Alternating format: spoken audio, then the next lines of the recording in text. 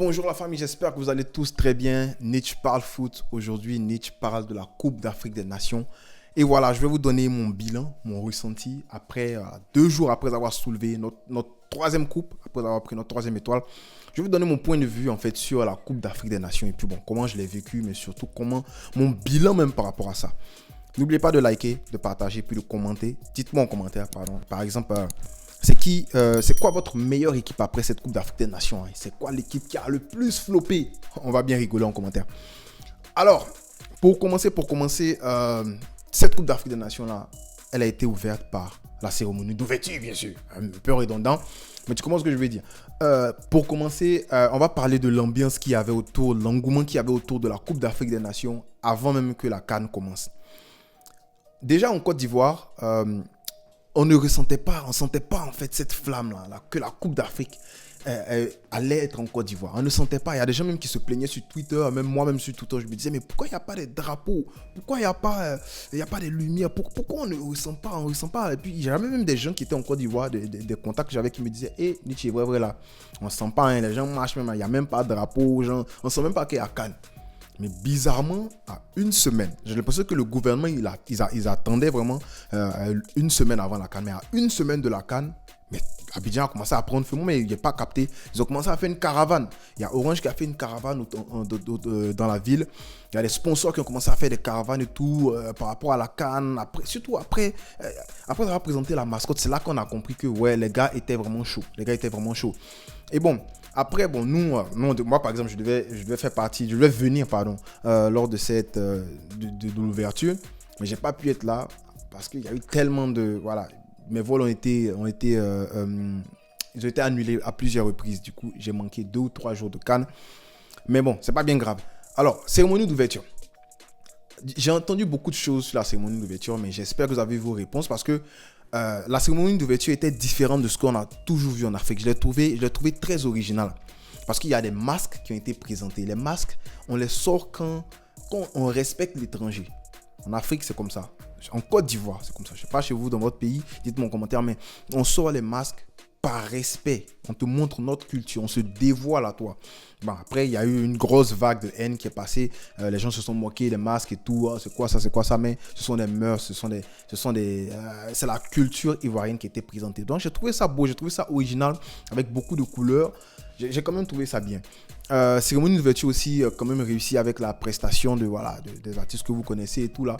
Et après, il y a eu le match. Alors, il y a eu le match Côte d'Ivoire contre la Guinée-Bissau qui s'est soldé avec une victoire de la Côte d'Ivoire. Franchement, voilà. Moi, je pense que ça aurait pu être une victoire beaucoup plus écrasante, mais bon, on n'est pas là pour ça.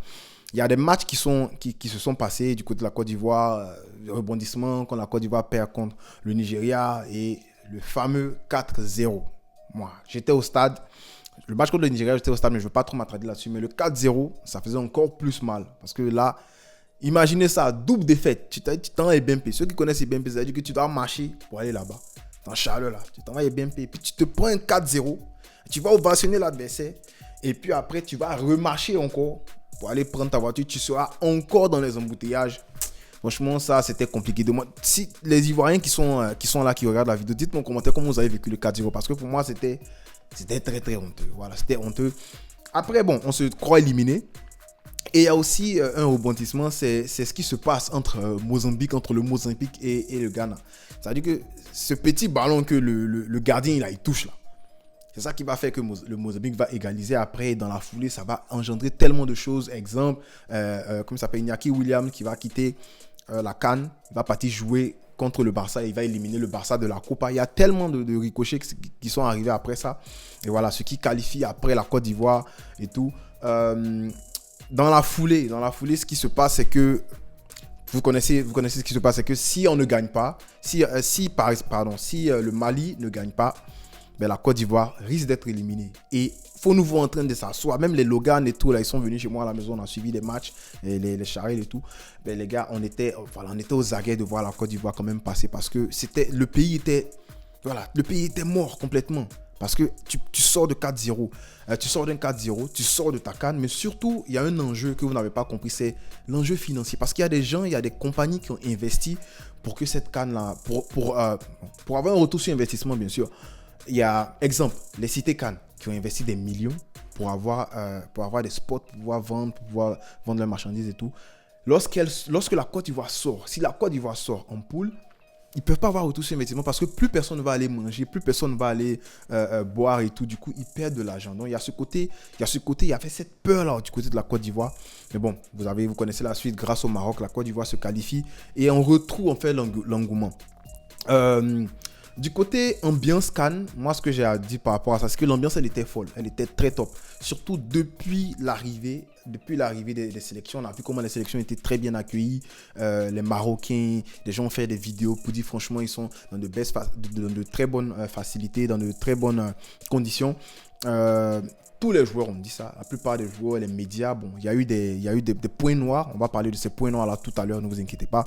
Parce qu'on essaie d'être objectif. Et si vous vous rappelez de certains points noirs dont je n'ai pas parlé, que je n'ai pas mentionné, n'oubliez pas de mettre ça en commentaire. Et voilà, je serai content de lire vos commentaires. Voilà, donc il y a eu 24 terrains d'entraînement qui ont été mis à la disposition de chaque des équipes pour pouvoir s'entraîner. Ça, c'est pas une grande première, mais c'est déjà bien. Surtout que les terrains ils étaient top. Il y a eu des villages CAN pour chaque équipe. Le Cameroun pouvait aller supporter librement leur équipe dans des villages CAN. L'hospitalité était là, donc de l'ambiance, la réception des joueurs des équipes adverses jusqu'à l'ambiance, jusqu'à la fin. J'ai trouvé ça top. Alors, le premier point noir que je veux souligner, c'est surtout EBMP. Parce que EBMP pour moi, là, je ne sais pas pour vous, mais l'accès à BMP, c'est tellement compliqué. C'est tellement compliqué parce que tu dois parquer, tu dois garer à des kilomètres, te taper une grosse marche pour aller au stade EBMP. Et quand tu arrives à EBMP, même pour rentrer là, c'est compliqué. Bon, en tout cas, le premier et le deuxième match que moi j'ai vu, il n'y avait pas de complications. Mais il y a des gens qui sont allés voir d'autres matchs qui m'ont dit que c'était chaud.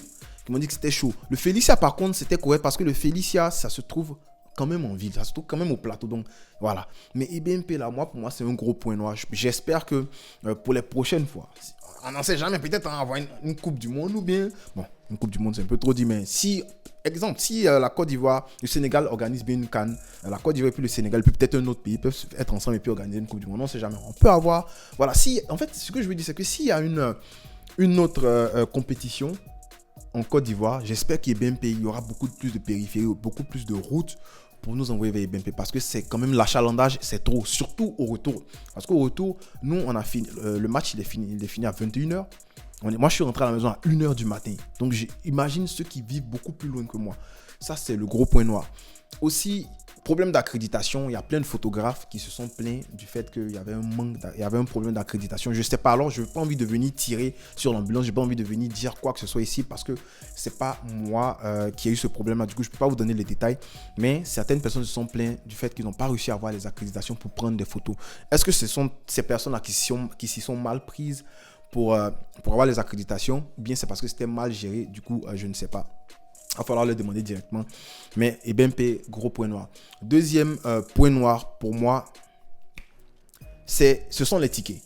Les tickets, franchement, c'était compliqué. Moi, par exemple, avant de venir, je ne sais pas pour vous, mais avant de venir, là, moi, j'ai acheté mes tickets en ligne. En ligne, il n'y avait pas de problème. Mais pour ceux qui étaient sur place, qui voulaient avoir des tickets, c'était beaucoup plus compliqué. Alors, ça pourrait être de leur faute parce pour les matchs de poule, il aurait fallu s'y prendre plus tôt. Mais après, tu ne connais pas le programme des gens. Je ne sais pas si ils ont eu des empêchements et tout. Donc, voilà, je leur laisse le bénéfice du doute. Mais voilà, c'était compliqué quand même d'avoir les tickets sur place. Aussi, pour les matchs, les knockouts directs, les matchs de 8e, quart, demi et puis la finale, c'était aussi compliqué d'avoir les tickets. Du coup, ça, c'est un gros point noir parce que les gens, à la fin de la journée, à the end of the day, comme les Américains le disent, ce qu'ils veulent, c'est de voir les matchs. Donc, si tu n'es pas en mesure de prendre un ticket pour aller voir un match, c'est chaud. Alors, il y a eu le problème des revendeurs. Les gens ont indexé les revendeurs parce qu'on donnait des tickets à certaines personnes pour partager, mais ces personnes-là les revendaient. Il y a des gens qui achetaient des tickets au prix normal, 5 000 francs, qui allaient les revendre 10 fois plus cher. Alors, j'espère qu'aujourd'hui, vous êtes riches, vous avez acheté vos maisons. Parce que franchement, moi, j'ai trouvé ça très, très méchant. Parce que ça a ruiné, ça a gâté la fête. Ça a mis un très gros point noir sur la fête. Donc, voilà. Un autre point positif, les gars, c'est la qualité des stades, la qualité des pelouses. Voilà, on a parlé de l'accès et BMP. Maintenant, on va parler de la qualité des pelouses. Qu'est-ce que tu as pensé du stade de San Pedro? Qu'est-ce que tu as pensé du stade Amadou Gon Coulibaly, par exemple? Qu'est-ce que tu as pensé du stade de Korogo? Qu'est-ce que tu as pensé du Felicia? Pour moi, le meilleur stade, c'était le stade de San Pedro, suivi du stade de Korogo. Ça, c'était les top stades. Pour moi, le pire stade, la pire pelouse, disons ça comme ça, c'est la pelouse des BMP. Et j'ai une explication. C'est peut-être parce qu'il y a eu des répétitions là-dessus. On te parle de 500 et plus personnes qui ont fait des répétitions là-dessus pendant plusieurs heures, plusieurs fois dans la journée, pendant plusieurs jours dans la semaine, avant l'ouverture. Du coup, quand tu viens et tu joues là-dessus, c'est compliqué parce qu'il faut que le stade se repose, il faut que la pelouse se repose, genre 3 jours avant de pouvoir rejouer là-dessus. Et même lors de la cérémonie de fermeture, il y a eu des répétitions et tout. Du coup, voilà, c'est peut-être pour ça que la pelouse a été maganée, mais j'ai pas trouvé la pelouse tellement bien, en toute objectivité. Dis-moi en commentaire pour toi, c'était quoi le meilleur stade, mais moi je pense que voilà, c'est pas BMP la meilleure pelouse, quoique avec 60 000 places. Et puis voilà, la qualité, la beauté et tout, le stade il est beau, c'est juste la pelouse qui n'était pas trop ça. L'ambiance CAN, franchement, la CAN c'était trop top. Les scénarios les gars, vous vous rappelez du coach de la Mauritanie qui dit, on dit est-ce que vous êtes prêts pour le match contre l'Algérie? Ouais, parce que l'Algérie doit venir et puis va tout casser sur le passage. Il dit, allez dire à Jamel Belmadi de se préparer. Et il vient avec son équipe la Mauritanie et il chicote, il filme l'Algérie. Franchement, ça, c'était un scénario pas possible. Un autre scénario qui m'a plu aussi, c'est le scénario de la Côte d'Ivoire contre le Mali. Mais comment ne pas mettre ce scénario-là dans une vidéo, frérot? Réduit à 10 contre 11, mais la Côte d'Ivoire fait plus le jeu que le Mali. C'est pas qu'on est venu défendre. Non. On fait plus le jeu que le Mali et on va arracher la victoire pas dans les pénaltys. Enfin, on va arracher la victoire dans le match, en fait. Ça, c'est un scénario pas possible. Un autre scénario, c'est le Sénégal qui est favori contre la Côte d'Ivoire. La Côte d'Ivoire, c'est le outsider. La Côte d'Ivoire arrive à taper le Sénégal. Franchement, voilà. Pour scénario, il y en a. Le scénario de Ghana contre Mozambique, par exemple.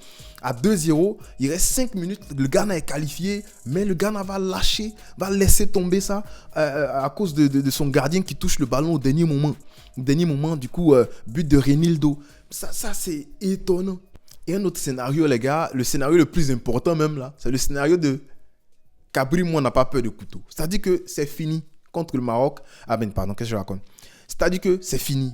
La Côte d'Ivoire contre Guinée équatoriale, normalement, c'est mort. Mais on voit une Côte d'Ivoire renaître de ses cendres, un peu comme le Phoenix, qui jouait très mal, mais qui s'est changé, qui s'est bonifié jusqu'à... En fait, c'est la plus grande remontada de l'histoire du football international. Si on peut dire ça comme ça. Mais c'est la plus grande remontada. Parce que tu as su une équipe qui joue très mal, qui est en train de sortir, qui remporte la Coupe d'Afrique des Nations. Et comment, même en finale, avec une remontada. Donc ça, c'est un autre scénario. On a un gardien qui rit pendant les matchs. Pendant le match, il mène 1-0, il sourit là. Et après, il pleure. Franchement, voilà. En termes de scénario, en termes d'ambiance, voilà, c'était trop top. Ah ouais, j'avais oublié un truc aussi, les gars. On a les conférences de presse lunaires venues d'une autre galaxie. J'ai failli dire galactique. La conférence de presse de Song. On lui demande comment tu as fait pour gagner ton match. Il dit non, que Dieu va nous aider. Ah, vieux père, toi tu es coach, tu es pasteur. Oh là, j'avais déjà. Les gars, faut pas oublier aussi les memes. Hein. Il y avait des blagues. Bon, par exemple, le coach du Mali, on baisse l'eau sur sa tête. Ça m'a fait tellement rigoler. Le coach qui se cale comme ça, il fait... Paraît que lui-même, il a été démis de ses fonctions récemment, aujourd'hui. Sans oublier le grand Gassé. C'est-à-dire que toi, tu es coach, on te marque et puis tu attrapes ta tête. Mon beau. Ah, le grand Gassé, on met un but, il attrape sa tête. Et puis, j'avais même oublié, hein, encore des rebondissements bizarres parce qu'une canne dans laquelle tu vires ton coach. Pas encore sorti, hein. Tu vis ton coach et puis tu t'en vas remporter la canne. Si ça, c'est pas une remontada, toi, il faut venir me dire. Non, mais franchement, pour moi, c'était la meilleure canne. Hein. J'espère que le Maroc, puis il y a une amitié qui s'est tissée. Il y avait déjà l'amitié entre la Côte d'Ivoire et le Maroc, mais c'est encore plus renforcé. Donc voilà, on espère que le Maroc va faire beaucoup mieux. On va les aider, mais on va partir là-bas au Maroc et puis on va les aider à faire beaucoup mieux. On va vous aider à tuer. On va vous aider à jazz. Que votre canne là, ça tue dans l'ambiance. Ne vous inquiétez pas, on arrive. Donc voilà, pour moi, la meilleure canne de tous les temps. Cérémonie de fermeture, en fait, faut pas oublier Tamsir avec son coup du marteau qui avait pris tout Abidjan. Il a fallu que les Ivoiriens écrivent pour dire si Tamsir chante pas dans fermeture, là, vous allez avoir problème avec nous. Hein. Ils sont partis, ils ont fait chanter Tamsir. Et j'ai bien aimé le fait que nos artistes soient valorisés. Serge Beno, qui est au même rang que DJ Arafat, mais qui n'est plus là, dommage, hein, paix à son âme. DJ Arafat qui n'est plus là, Serge Beno a chanté, Didi B, voilà, et Tamsir, coup du marteau. Franchement, on est, voilà, en tant qu'Ivoirien, moi je suis content. Et je sais que même les étrangers qui sont venus, ils ont apprécié la bouffe, ils ont apprécié l'hospitalité, ils ont apprécié tout. C'était tellement bien, franchement. Voilà, j'ai hâte qu'on réorganise une Coupe d'Afrique, hein, pourquoi pas Coupe du Monde comme je l'ai dit. Donc voilà, la troisième étoile, la Côte d'Ivoire qui gagne à la maison. Ça aussi, il faut en parler parce que la Côte d'Ivoire a énormément investi de l'argent. Le gouvernement a investi de l'argent dans la compétition. Oui, la CAF a investi, mais le gouvernement aussi a investi. Mais on a eu retour sur investissement, si on peut le dire, parce qu'on remporte la coupe. Et puis je crois, je me rappelle plus trop c'est combien est-ce que l'équipe qui a remporté la CAN va empocher. Si tu te rappelles de ça, mets en commentaire. Donc voilà, troisième étoile, très très content pour mon pays. On a beaucoup souffert, nous avons beaucoup souffert. Mais voilà, maintenant, on a remporté la CAN. Donc voilà, je vais m'arrêter là. Je peux parler de cette CAN-là. Je peux prendre ça de tous les sens possibles, dans tous les angles possibles. Mais voilà, je ne vais pas pouvoir étayer ça comme toi tu vois ça. C'est pourquoi je veux que tu mettes en commentaire comment toi tu as vécu la CAN. Tu as vu ça où? Tu as regardé la CAN où? Qu'est-ce qui t'a plu? Top, flop? Si tu penses que les tickets ça a été flop, si tu penses que la Côte d'Ivoire n'a pas été un pays hospitalier, comme on le dit, dis tout en commentaire. Personne ne va te toucher. Personne ne va te toucher. Donc voilà, moi j'ai fini. Et puis ça sera peut-être ma dernière vidéo sur la Coupe d'Afrique des Nations, mais pas la dernière sur la sélection ivoirienne parce que Idriss Diallo, on arrive. Qu'il rentre. Merci et puis on ne cessera jamais de le dire. Allez les éléphants.